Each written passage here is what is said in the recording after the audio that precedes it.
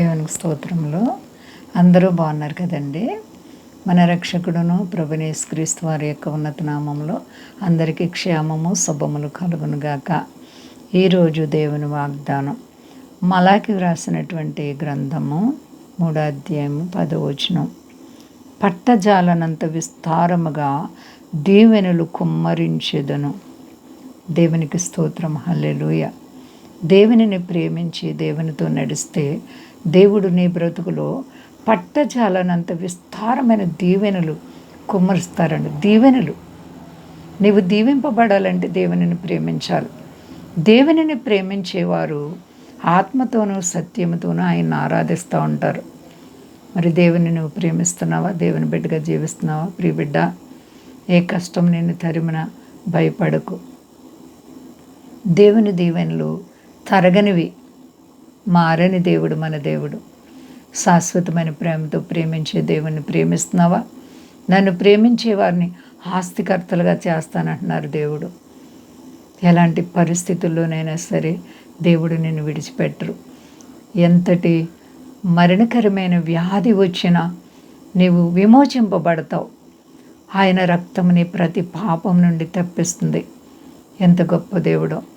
కాబట్టి ప్రతి ఒక్కరము కూడా దేవుని ద్వారా విమోచింపబడాలి అంటే, ఆయన ద్వారా దీవింపబడాలి, ఆశీర్వదింపబడాలి అంటే ఆయన నీపై జాలి, దయ, కృప కలిగిన దేవుడు. కాబట్టి నీ మీద కుప్పలుగా దీవెనలు కుమ్మరించాలంటే నీవు ఆయన అడుగు జాడలను వెంబడించాలి. ఆయన బిడ్డగా జీవించాలి. చెడుతనాన్ని విడిచిపెట్టాలి.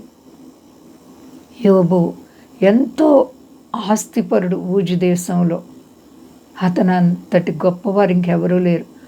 అయినప్పటికీ మరి దేవుడు ఆయన ఎంతో ఆశీర్వదించారు, ప్రేమించారు.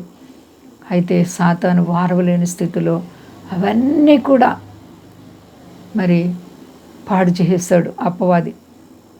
దేవుడు విడవలేదు, రెండంతల ఆశీర్వాదం ఇచ్చారు. యోబు సర్వం పోయినా సరే యెహోవా ఇచ్చెను, యెహోవా తిరిగి తీసుకొనెను, యెహోవా నామమునకు స్తుతి కలుగునుగా కన్నారు. అలాగే మరి నీవు పట్టజాలనంత విస్తారమైన దీవెనలు పొందాలి అంటే ఆయన బిడ్డగా జీవించాలి. ఆయన ఖచ్చితంగా నీ మీద దీవెనలు కుమ్మరిస్తారు. ప్రియ బిడ్డ, భయపడే పని లేదు. సమస్తానికి అధిపతి అయిన దేవునికి నువ్వు భయపడితే దేవుడు నిన్ను హెచ్చిస్తారు. అంతా బాగున్నారండి. ప్రార్థించుకుందాం. ప్రేమ నమ్మకమైన మా తండ్రి, ఇదిగో నా తండ్రి, నాయన నువ్వు గొప్ప దేవుడు. పట్టజాలనంత విస్తారమైన దీవెనలు నీ మీద కుమ్మరిస్తానని వాగ్దానం చేస్తావు నా దేవా.